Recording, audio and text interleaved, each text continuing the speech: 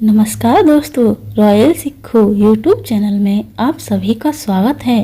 आज के इस वीडियो में मैं लेकर आई हूँ आप सभी के लिए अधिक मास चौथ की संकष्टी चतुर्थी व्रत कथा।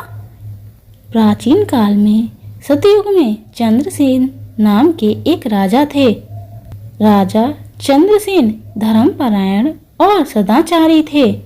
वो अपनी पत्नी, पुत्रों तथा बंधुओं बांधवों के साथ आनंद पूर्वक अपने महल में निवास करते थे।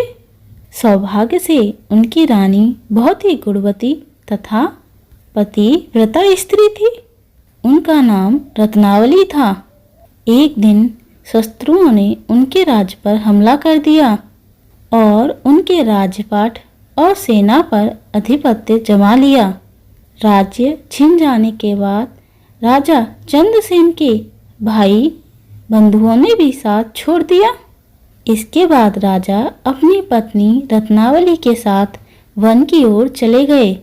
वन में भटकते हुए, भूख प्यास और कष्ट सहते हुए वे समय बिता रहे थे। एक दिन वन में भटकते हुए रानी रत्नावली के पैर में कांटा चुभ गया। रानी के पैर में कांटे को चुभे हुए देखकर राजा को अपार कष्ट हुआ। वन में भटकते हुए राजा की नज़र महर्षि मार्कंडेय पर पड़ी। वो लोग उनके पास गए और उन्हें प्रणाम किया एवं वन में विराजमान तपस्वी एवं जितेंद्रिय मुनि हाथ जोड़कर राजा चंद्रसेन बोले, मैंने पूर्व जन्म में ऐसा कौन सा पाप कर्म किया है जिससे मेरी राजलक्ष्मी शत्रुओं द्वारा छीन ली गई। यह सुनकर मार्कंडेय मुनि बोले, हे राजन, मैं आपको आपके पूर्व जन्म के बारे में बता रहा हूँ। आप उस जन्म में भी एक राजा थे। एक बार आप शिकार करने गहन वन की ओर चले गए। शिकार करते करते आपको रात हो गई। उस वन में आपने एक सुंदर सरोवर देखा। उसके किनारे लाल रंग की साड़ी में सुशोभित नाग कन्याओं को भी देखा। वे सब संकष्टी चतुर्थी का व्रत कर रही थीं।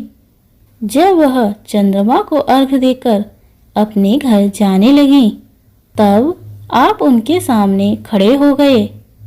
तब उनसे पूछने लगे, हे नाग कन्याओं, कृपा कर मुझे बताओ, आप किस भगवान की पूजा कर रही हो? मैं भी यह पूजन करना चाहता हूँ। यह सुन नाग कन्याएं बोली, आज अधिक मास की चतुर्थी तिथि है। हम इस दिन भगवान गणेश की पूजा करते हैं। दिन भर उपवास कर शाम को गणेश जी की पूजा करने के बाद चंद्रमा को अर्घ्य देकर हम अपना व्रत पूर्ण करते हैं। यह बात सुनकर राजा ने नाग कन्याओं को नमस्कार किया और मन में इस व्रत का संकल्प कर लिया और वहां से चले गए। इस व्रत के प्रभाव से गणेश जी आप पर प्रसन्न हुए। आपको पुत्र और सद्गुणों वाली स्त्री, धन्य धान से आदि से परिपूर्ण किया। परंतु कुछ समय बाद गर्भ में आकर आप गणेश जी का व्रत करना भूल गए। इसके कुछ समय बाद आप मृत्यु को प्राप्त हुए। अपने पूर्व जन्म में आपने जो गणेश जी का पूजन किया था, उसके प्रभाव से इस जन्म में आप राजा बने और धन के गर्भ में आकर जब आपने व्रत करना छोड़ दिया, उस पाप के फलस्वरूप आपकी यह गति हुई है।